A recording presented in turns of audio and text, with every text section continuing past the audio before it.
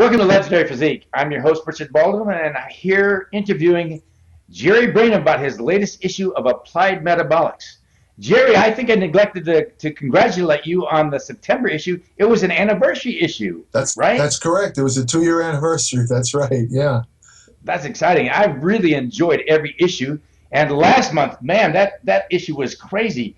I mean, you had another one of those things about a science conference. Right. And you had all these, you talked about can you train a muscle every day? About casting at night, does it really work? You talked about fish oil. You talked about maintaining mass with extended exercise, and then and you had a great one on vitamin D and about our protein supplements a waste of money. I mean, that was a packed one. Right. And then you had that editorial about Applied Metabolics and about this being your second anniversary. That's pretty cool. Yeah, if you recall, I also listed some articles that are coming up, and I got carried. Yes, you did. I meant to list about 10 articles, and I listed like 35. Yeah. But these are all, in upcoming issues. I just wanted to give people an idea. And as you probably notice, if you really look carefully, I'm following my philosophy of not trying to be a copycat, write what everyone else writes, in the magazines. Well, I don't even know what's in the magazines. I don't look at them. But the point is, what's on. You're not missing anything. Yeah, I know. What's on. I do it once in a grocery store, right? I'll pick one up and check it out. Yeah, I do that too, but it usually lasts about 2 minutes, and I wind up reading the National Enquirer instead. But anyway, you admit that? yeah. The latest issue talks about how Hillary Clinton died 3 years ago, and there's a zombie. A double. Yeah. It's all facts. We won't even go there. This election is crazy. Right. But anyway, my point is that I try and write about subjects that I think are interesting, but are not really being written about extensively by anybody else. They're kind of hidden in these esoteric, highly technical journals. But I always follow the dictum when I choose an article to write. I say to myself, who would want to read this? Is it going to help somebody? Is there practical value? If it doesn't meet that criteria, I don't write about it. I try not to write about rat and mouse studies and animal studies for the same reason. It's not that they're bad studies, but they don't always transfer to humans, and they're very preliminary. And I don't like taking a stand on them. In other words, if they came out with a rat study, the rats took whey and gained 5 pounds of muscle. I'm not going to write what they do on the internet on blogs where they say, well, listen, guys, go out and buy whey because you'll gain 5 pounds of muscle because the rat did. That's absurd. I hate that because a lot of guys do that. As soon as something comes out, they want to be the first to talk about it, and then it turns out not to apply to humans after all. They do that all the time, Rich. Yeah. 9 out of 10 blogs do that. If you read the headline about whey or whatever, something with exercise, and you think, oh, this sounds good. I want to read this. But then you get to the article, and towards the end they tell you it was a rat study, and you wind up screaming, "What the? A rat study? This could be not even applicable to humans. What a waste of time!" I like the fact that you analyze the studies and you say this study says that, but it's not definite. They'll have to do some more studies. In other words, you didn't even take one study as if that's the end of it. No, because that's not what they call the scientific method. The scientific method agrees that studies have to be replicated many times. I always label them preliminary. I mean, it might be a really good study. It probably is true if I wrote about it, but I'm not going to take a final stand and say this is written in stone. Because as I've said in the past, I've made a couple of mistakes, and I've learned my lesson where I identified supplements years ago when I wrote for the magazines. I called one of the next. A lot of these turned out to be a bust, but the initial studies really look good. But, when the follow-up studies came, it did unfortunately back up the original studies. I learned my lesson. I won't do that anymore. So I always label them what I think they are, preliminary. And occasionally I will write about a rat study if it's exceptionally good. And if I think it really has possible human application, I will write about a rat study. But I will label it. I will let the readers know that this is a very preliminary and may or may not apply to humans. I always include that line. It's very important for people to know that. You hit the nail on the head when you explain that you're doing it from a scientific point of view. And you understand that it has to be replicated and stuff like that, instead of just jumping to conclusions. So I really appreciate all the reading you do and the simplifying you do that I don't have time to do. Yeah. The truth is, I think it takes an equal amount of time of research as it does writing to get this newsletter. I tell you something funny. I was just offhand there. I was watching this video by this guy who has puts out nutrition videos just about every day or every other day. And he had what he called a behind the scenes video where he described how he does it. And I was stunned. This is a medical doctor, this guy. It's a doctor who doesn't practice medicine, but he's a vegan advocate, I got to tell you. He's a very staunch vegan advocate. He's a guy who believes that everybody should be eating entirely plant foods. If you eat animal foods, you're doomed. You're going to get heart disease and cancer. He does realize we're omnivores, right? I know, but that's his... we're not cows. I know that, but in a nutshell, that's his philosophy. And what he does is he cherry picks evidence to prove his contention. In other words, he ignores the other evidence, but that's neither here nor there. The part that got my attention was when he's describing how he puts together his videos. Richard, he has a staff of 19 researchers, 19. He has 20 technical people, 22 technical people, and get this, 200 volunteers that don't get paid, that all these people participate in putting. All he does is narrate the videos. Well, now I understand how he does a video a day. Exactly. Yeah. And I said to him, and then I thought about another newsletter. I'm not really in competition with this newsletter, but it's another newsletter where they also have a staff of. They have 12. I think they have 15 researchers and 20 editorial people. And I'm thinking, my God, Applied Metabolics has. Let me think. One. That's it. I do everything, It's all. I get surprised every issue you come out with. I'm like, wow, how much research did he do to put this issue out? A ton of research. I mean, I'm almost. I got to tell you, I'm almost obsessive compulsive about that. In other words, if I'm doing something, that's what I like about you. If creatine's let's take one out of the air. Creatine. It's a very broad topic. Obviously, there's a lot of aspects of it. But let's say I'm writing about a certain aspect. Let's say the glycemic effect of creatine, how it affects your blood sugar.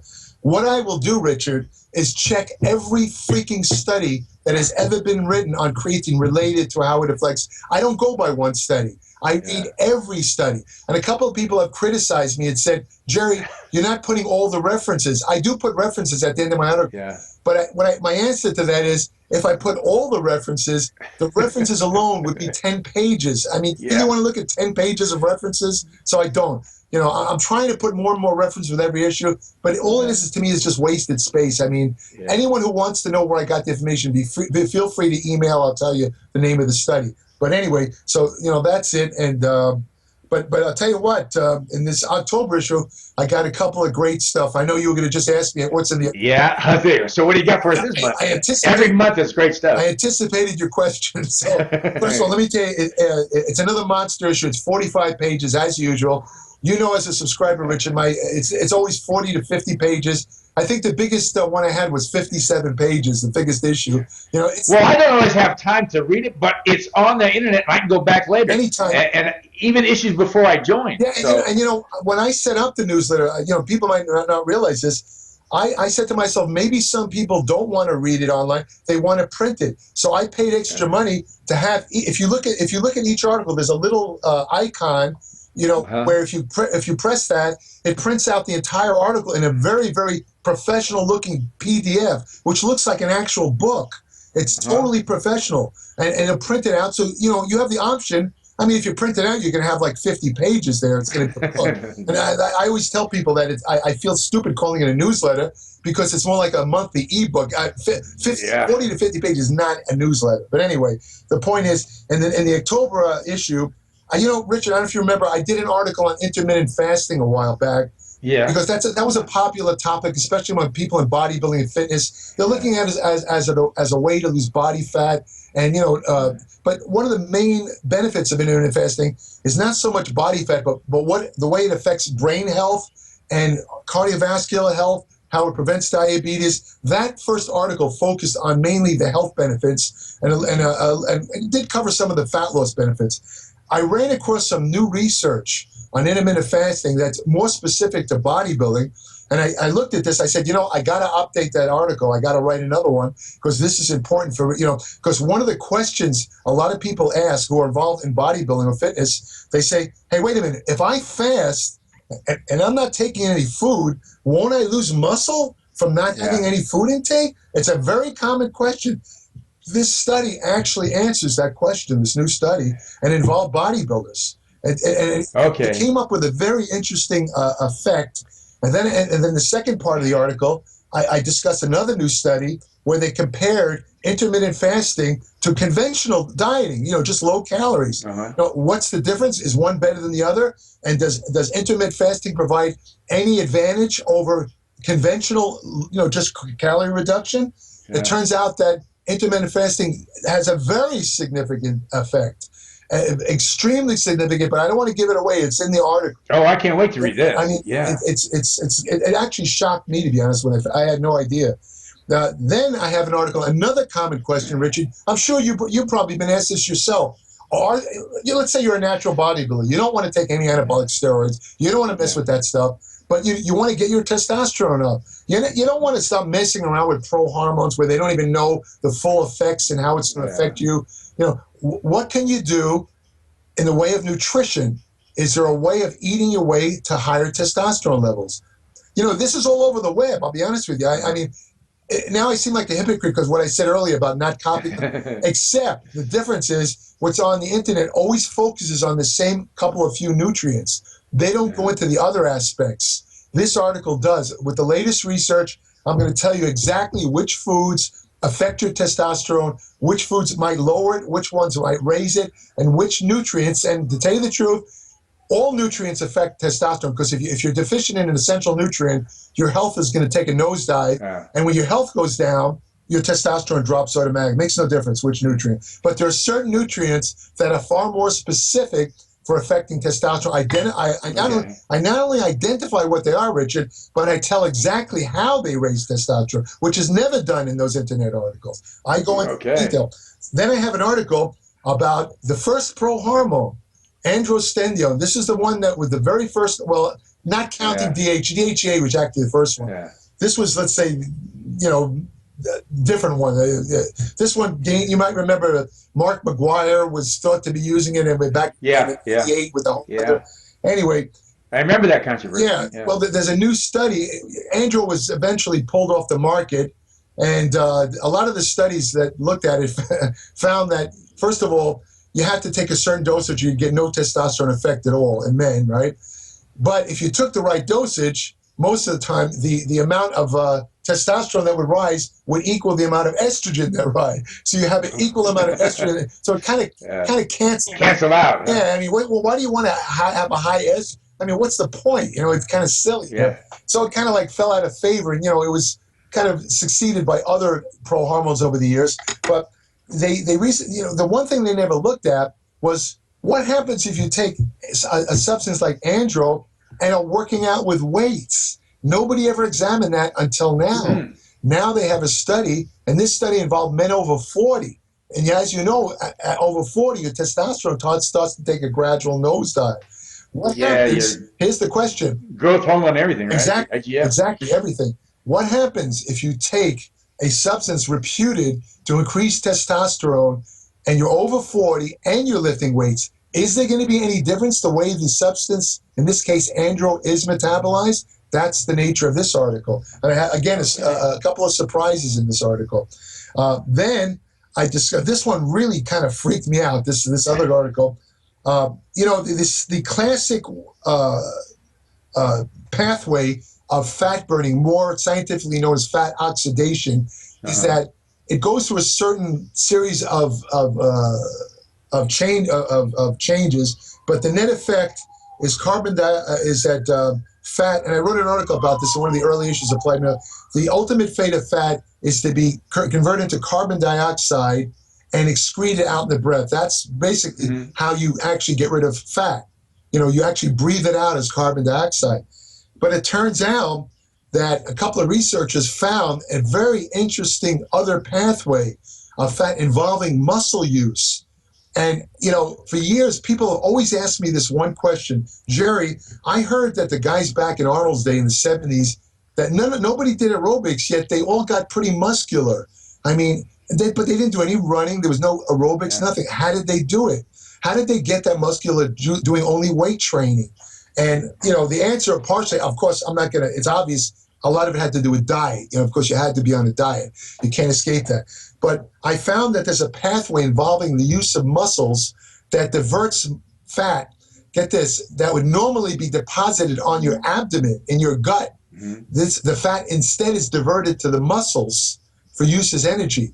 So I explain how this works in the article, but what this article basically tells you is that, you could lift weights contrary to popular opinion, where a lot of people say, well, if you don't do aerobics, you don't burn any fat at all. You got to do aerobics. Weight training doesn't, it only burns glycogen. That's not correct. Having a certain amount of muscle actually diverts fat that would normally be deposited in the abdomen into the muscles. And does it matter the carb level? Because we used to think, because we were going on a low carb, that it would start burning fat instead of carbs, actually, instead of glycogen. No, it does. It does make it. That's false. It does make it different, because if you lower the carbs, of course, you're lowering the insulin, and whenever insulin is, let's say, blunted, it opens the door to increased fat oxidation, because insulin is a storage hormone whose main purpose is to store body fat. As soon as you stop it by, for example, not taking in,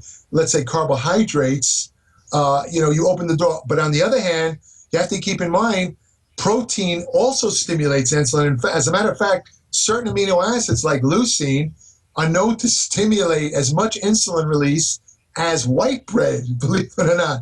And yet, isn't it obvious, how many bodybuilders have you known over the years, Richard, who've gotten massively obese from eating a high protein diet? I can give you the answer. Zero, exactly. Zero. Right. So there's other things involved. So it's not just insulin. So, but you're right. I'm not saying that you're wrong about that thing. Yeah. It definitely plays a role. But this involves something that doesn't even involve insulin. Okay. This involves just the way, what they call the hydrocarbons. Hydrocarbons are basically the most elemental.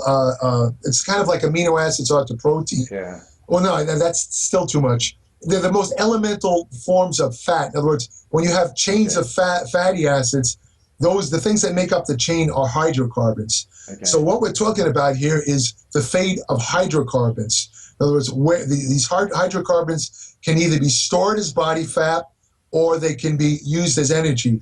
And it turns out that these guys found a pathway that nobody ever discussed that goes completely against what's in most physiology textbooks about how fat is used. So I thought it was a very interesting article, and it'll make a lot of people feel good who don't want to depend on aerobics for losing fat around the waist, because it turns out, if you do weight training, you can get a lot of the same benefit. But I will quickly add that, if you want to work your heart and your cardiovascular system, you only have two options. Either to do, like, let's say, circuit training, where you do very little, 15 to 30 second rest nonstop with several exercises. That's one way if you're going to do it the weight way.